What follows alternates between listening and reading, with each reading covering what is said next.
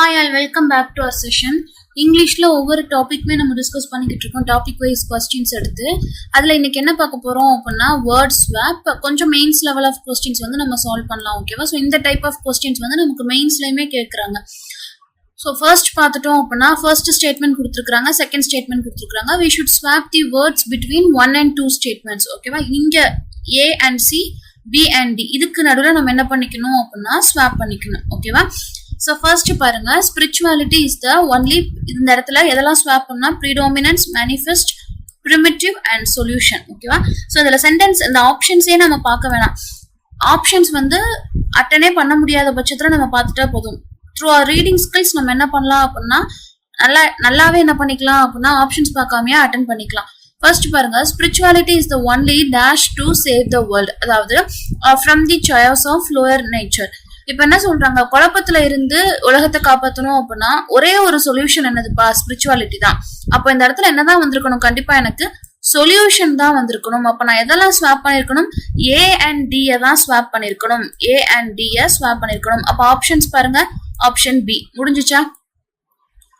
ஒரு பேசிக்கா இருக்கக்கூடிய நம்ம ரீடிங் ஸ்கில்ஸ் மூலமாவே ஆப்ஷனை கண்டுபிடிச்சாச்சா? அவ்வளவுதான். அடுத்த செகண்ட் கொஸ்டின் பாருங்க.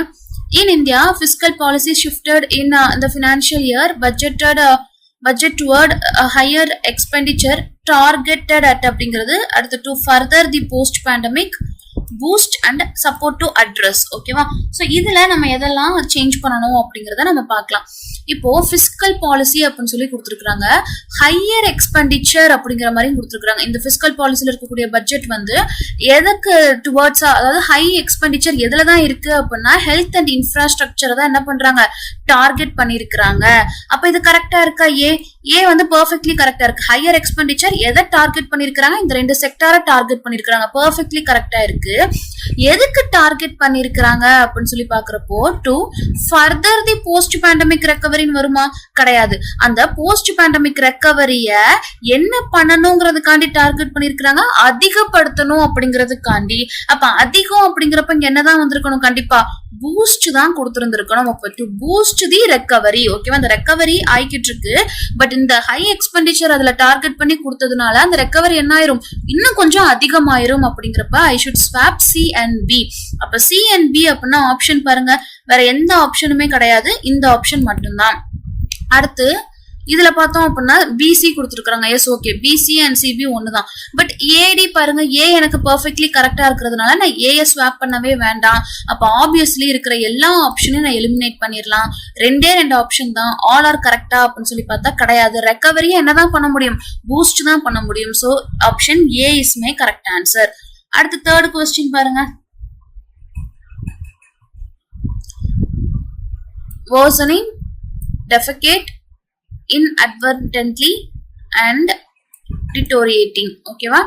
சோ பாருங்க, the demonstrating farmers have worsening pushed the ecosystem. கரெக்டா இருக்காப்பா? அதாவது the demonstrating farmers have dash pushed ன்னு சொல்லி கொடுத்துருக்காங்க. அப்போ have ஃபாலோ பண்ணி எனக்கு என்ன வரணும்னு தெரியும்? V3 வரணும்னு சொல்லி தெரியும். அப்ப இந்த இடத்துல இந்த V3 pushed அப்படிங்கறதா எனக்கு வெர்ப்ன்றது தெரிஞ்சு போச்சு. சோ ஒரு வெர்பை குவாலிஃபை பண்றதுக்கு எனக்கு இந்த வார்த்தை வர்சனிங் அப்படின்னு சொல்லி கொடுத்துருக்காங்க. ஒரு வெர்பை குவாலிஃபை பண்ணா எனக்கு என்னப்பா யூஸ் பண்ணணும்? நான் கண்டிப்பா அட்வர்ப் தான் யூஸ் பண்ணணும். நமக்கு தெரிஞ்ச ஷார்ட்கட் என்ன? அட்வர்ப் அப்படின்னா எனக்கு LY முடியும் அப்படின்னு சொல்லி தெரியுமா? இப்ப நான் என்ன சொல்ல வரேன்னு புரியுதா? எனக்கு இதுக்கான வார்த்தைக்கான அர்த்தமே தெரியலனா கூட பரவாயில்ல. நமக்கு நார்மலா என்ன தெரியும்? ஹேவ் ஃபாலோ பண்ணி வரக்கூடிய வெர்பு எனக்கு V3 இருக்கணும்னு தெரியும். அப்ப V3 அப்படின்னா கண்டிப்பா வர்சனிங் எனக்கு வெர்பு கிடையாது, புஷ்டு தான் எனக்கு வெர்புன்னு தெரிஞ்சு போச்சு. அப்ப வெர்பு குவாலிஃபை பண்றதுக்கு தான் என்ன கொடுத்துருக்காங்க? அந்த வர்சனிங் அப்படிங்கிற வார்த்தை கொடுத்துருக்காங்க. பட் ஆக்சுவலா எனக்கு ரொம்ப பேசிக்கா தெரிஞ்ச கிராமர் ரூல் என்ன? வெர்பை குவாலிஃபை பண்ணணும் அப்படின்னா என்ன யூஸ் பண்ணணும்? அட்வர்ப் யூஸ் பண்ணணும். அதுல தெரிஞ்ச ஒரு ஷார்ட்கட் என்ன? அட்வர்ப் வந்து எனக்கு LY முடியணும். அப்ப இது LY முடிஞ்சிருக்கா? ஜெரண்ட்ல தான் முடிஞ்சிருக்கு. ஜெரண்ட் ING இருக்கு. அப்ப கண்டிப்பா இது எனக்கு அட்வர்ப் கிடையாது. அப்ப இந்த இடத்துல எனக்கு அட்வர்ப் வேணும் அப்படின்னா வர்சனிங் வரக்கூடாது.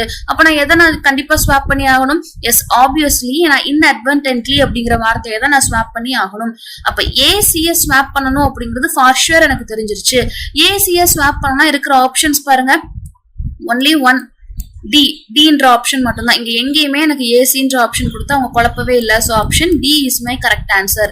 புரிஞ்சுச்சா? எனக்கு அர்த்தம், இந்த வார்த்தைக்கான அர்த்தமே எனக்கு தெரியல அப்படின்னா கூட என்ன பண்ணலாம், ஈஸியா basic grammar and reading skill மூலமா கொஸ்டின்ஸ் அட்டன் பண்ணலாம் அப்படிங்கிறதுக்கு இந்த தேர்ட் கொஸ்டின் ஒரு பிக்கஸ்ட் எக்ஸாம்பிள். புரிஞ்சுச்சா? So answer D is my perfect answer. அடுத்து பாருங்க ஃபோர்த் கொஸ்டின்.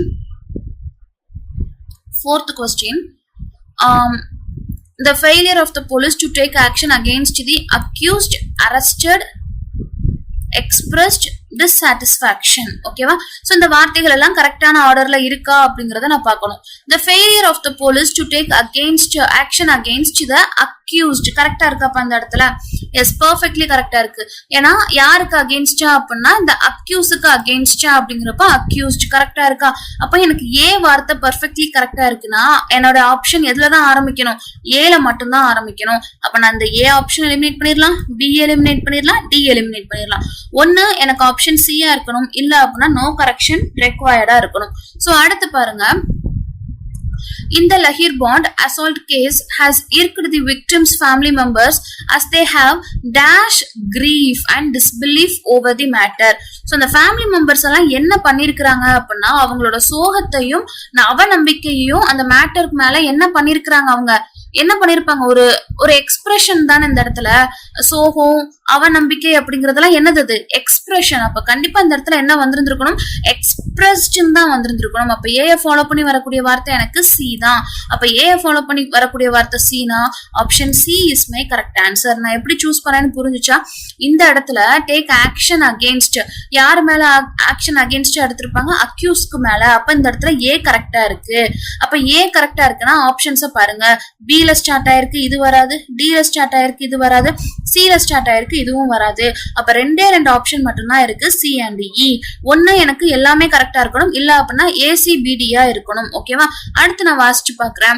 விக்டிம்ஸோட ஃபேமிலி மெம்பர்ஸ் என்ன பண்ணிருக்காங்க அப்படின்னா grief and disbelief over the matter, அந்த மேட்டர் மேல இருக்கக்கூடிய அவங்களுடைய சோகத்தையும் அவநம்பிக்கையும் என்ன பண்ணிருக்காங்க, எக்ஸ்பிரஸ் பண்ணிருக்காங்க. Why? Because belief, disbelief and griefs are the expression. அப்ப அதை என்னதான் பண்ண முடியும், என்னால எக்ஸ்பிரஸ் தான் பண்ண முடியும்.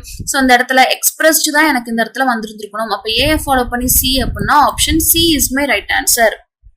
புரிஞ்சுச்சா? அடுத்து 5th கொஸ்டின் பாருங்க. இதுல soaring, disappeared, rallied and proliferation அப்படிங்கறதுதான் என்னோட வேர்ட்ஸா இருக்கு. இதெல்லாம் நான் சேஞ்ச் பண்ணணும் அப்படிங்கிற மாதிரி இருக்கு. ஓகேவா? சரி, ஓகே, பார்க்கலாமா எப்படி இதை மாத்திருக்காங்க அப்படிங்கறத பார்க்கலாம். There's never been more data on the world's animal and plant populations, but despite the dash of the public records, so despite the soaring of the public records னு கொடுத்திருக்காங்க. சரி, okay. On species abundance may not known, these species have disappeared from data sets. அப்ப இது கரெக்டா இருக்காப்பா? இப்ப எனக்கு இதுக்கான வார்த்தைக்கான மீனிங்கே தெரியலன்னு வச்சுட்டா கூட என்ன சொல்லிருக்காங்க, பி அப்படிங்கிற ஒரு ஸ்பீசிஸ் வந்து என்ன ஆயிடுச்சு, டேட்டா செட்ல இருந்து எனக்கு மறைஞ்சு போயிருச்சு. அப்ப எனக்கு இந்த இடத்துல பி கரெக்டா கொடுத்துருக்காங்க. செகண்ட் ஸ்டேட்மெண்ட்ல எனக்கு பி வரணும் அப்படின்னு சொல்லி பார்த்தா இதுலயும் பி தான் இருக்கு, இதுலயும் பி தான் இருக்கு, இதுலயும் பி தான் இருக்கு. அப்ப இதை நான் எலிமினேட் பண்ணிடலாம். முடிஞ்சுச்சா? அடுத்து பாருங்க, global food prices have rallied to multi-year highs அப்படின்னு சொல்லி கொடுத்துருக்காங்க. சரி, ஓகே. have ஃபாலோ பண்ணி கண்டிப்பா என்னதான் வரணும், எனக்கு V3 தான் வரணும். அப்ப எனக்கு தேர்ட் பிளேஸ்ல என்னதான் வந்திருக்கணும், சி தான் வந்திருக்கணும். தேர்ட் பிளேஸ்ல சி அப்படின்னா நான் எந்த ஆப்ஷன் எலிமினேட் பண்ணிடலாம், இந்த ஆப்ஷனை எலிமினேட் பண்ணிடலாம்.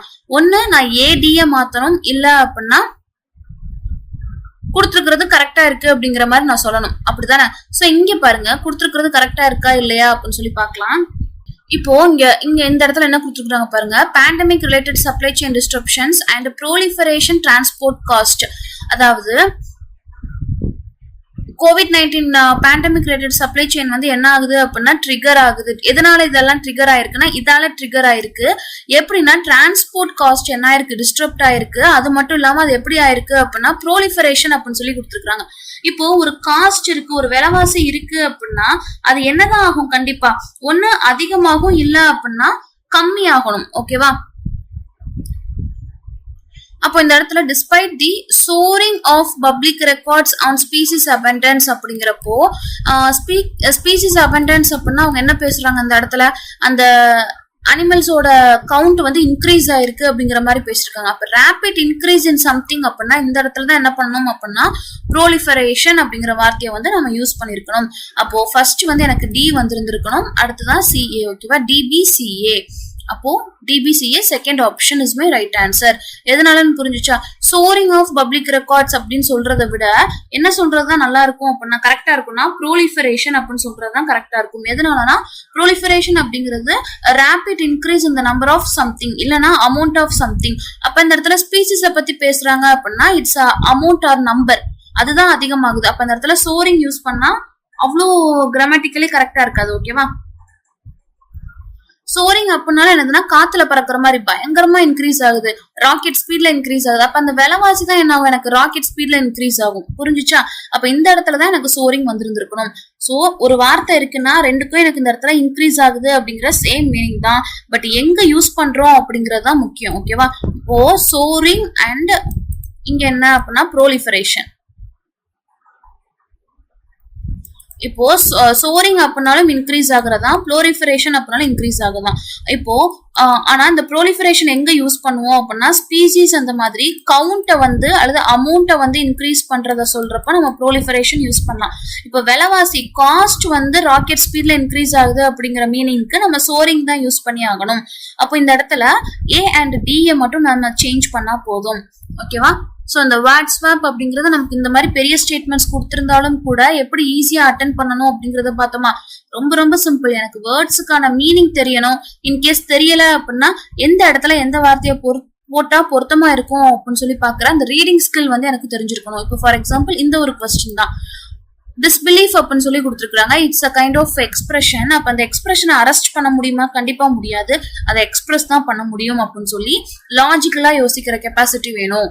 ஓகேவா, ஸோ இங்கிலீஷ்ல ஒரு டாபிக் தெரியணும் அப்படின்னா கரெக்டா அதை அட்டென்ட் பண்ணணும் அப்படின்னா நமக்கு நாலேஜ் மட்டும் பத்தாது, அதோட சேர்த்து என்னதான் நமக்கு வேணும், லாஜிக்கலா யோசிக்க தெரியணும், அந்த பர்டிகுலர் சென்டென்ஸை வாசிச்சு டீகோட் பண்ண தெரியணும். ஓகேவா, ஸோ லாஜிக்கலா யோசிச்சாலே பாதிக்கு பாதி ஆன்சர் போட்டுடலாம். ஸோ இப்படிதான் நம்ம வேர்ட் ஸ்வாப்பை வந்து அட்டென்ட் பண்ணணும். ஓகேவா, ஆப்ஷன்ஸ் மூலமா போறதை காட்டிலும் நம்மளே வாசிச்சு என்ன பண்ணணும் அப்படின்னா ஆப்ஷனை கண்டுபிடிக்கிற மாதிரி இருக்கணும். அப்படி இருந்தோம் அப்படின்னா ஈஸியா என்ன பண்ணலாம்னா மார்க்ஸை வந்து ஸ்கோர் பண்ணலாம். So hope the session is useful and thank you for watching.